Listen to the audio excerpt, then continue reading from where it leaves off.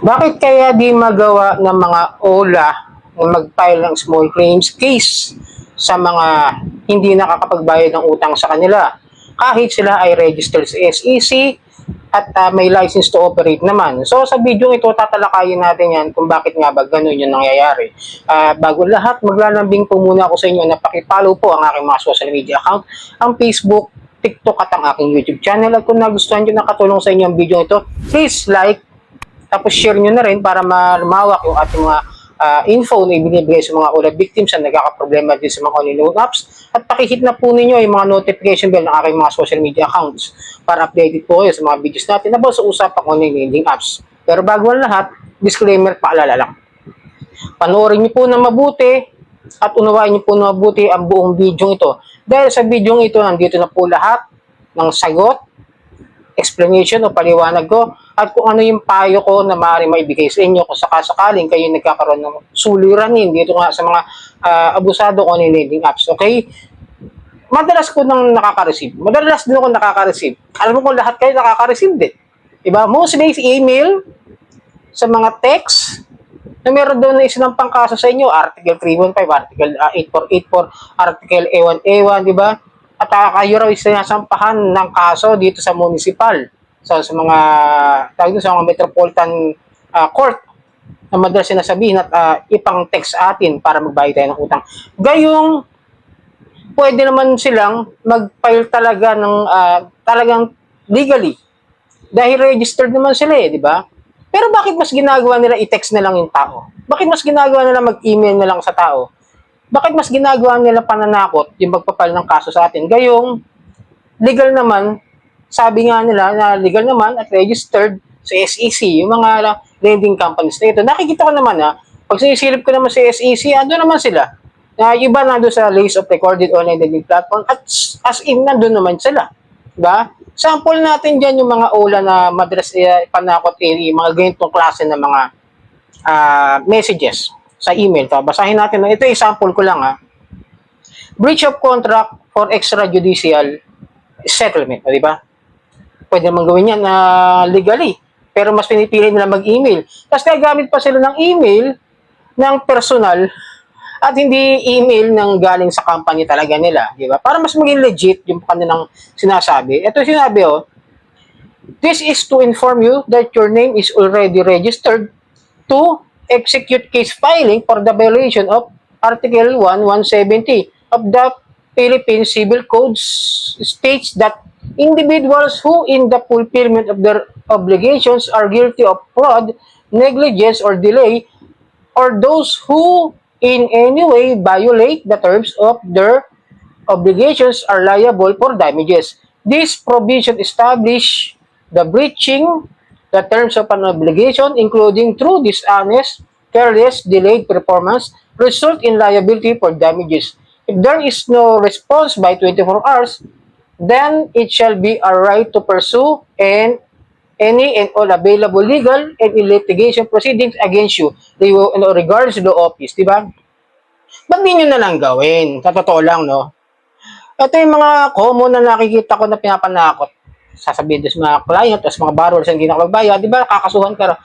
Pwede naman gawin ng hindi na kayo nagte-text Pwede naman sabihin yung Ako nakatanggap na ako ng mga demand letter, pero hanggang demand letter lamang.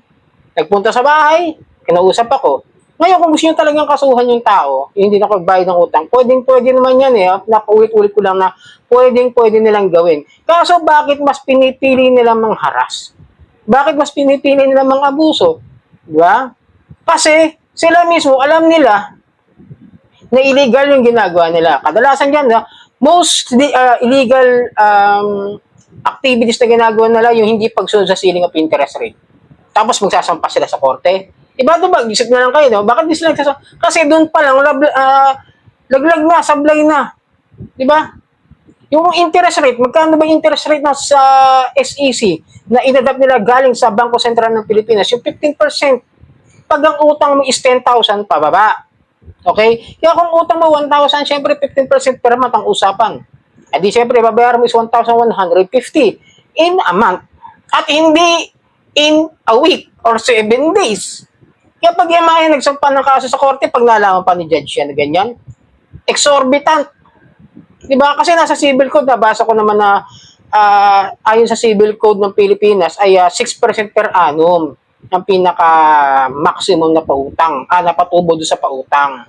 Yun ang pagkakaintindi ko. Pero syempre, dahil negosyo yan, mga lending companies namin kailangan din naman kumita, pinagbigyan naman sila ng kahit paano kumita naman, na kaya binigay yung 15% per month na 10,000 ang utang pababa. Di ba? O, di ba? Napakasimple. Yung kumita na kasi 15%. Gayong civil code na sa atin sa pagbabayad, 6% per annum lang. Di ba? Pag nagsampa sila ng kaso sa korte, baka yung ibinabayad natin, almost 50% per month, di ba? Alam niyo naman yan. Ako, nakaka-experience pa rin ako hanggang ngayon. Example mo, si Quickla. Hindi man ako galit sa kanya kasi nakakahiram ako sa hyper-emergency. Pero syempre, yung tubo niya, isumabot ng 560 per month. Sa 1,000 lamang yun. O, di ba? Almost 50.6%. Mantakin mo yun sa isang buwan, kalahati agad. Di ba? Pag umakyat sa korte yan, baka ibasura yan, tapos sabihin, ay, yung mga binigay o binayad nitong kliyente ninyo, na labis-labis ibinigay sa inyo, ibalik nyo lahat, baka makabawi ako. Baka mabawi ko pa yung mga binayad ko kung magsasampa sila, kung sakaling hindi ko sila bayaran, di ba?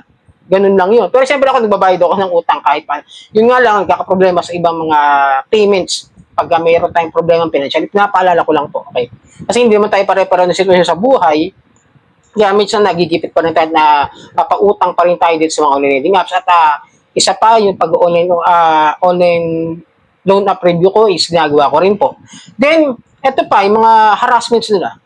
Paano pag napatunayan na nangaharas sila? Ipapadala sila ng kung ano, nagbabanta sila sa pamilya, tinatawagan yung mga kamag-anak at kapamilya at kaibigan, pinupost sa social media. Di ba? Paano sila mananalo? Ayun alam nila, katotohanan na illegal ang aktibidad na ginagawa nila kaya hindi sila makapagsampa ng kaso sa small claims court. Pangalawa, yung mga address nila. Pangatlo na pala. Pangatlo yung mga address nila, di ba? Ano yung nangyari doon sa Easy Peso?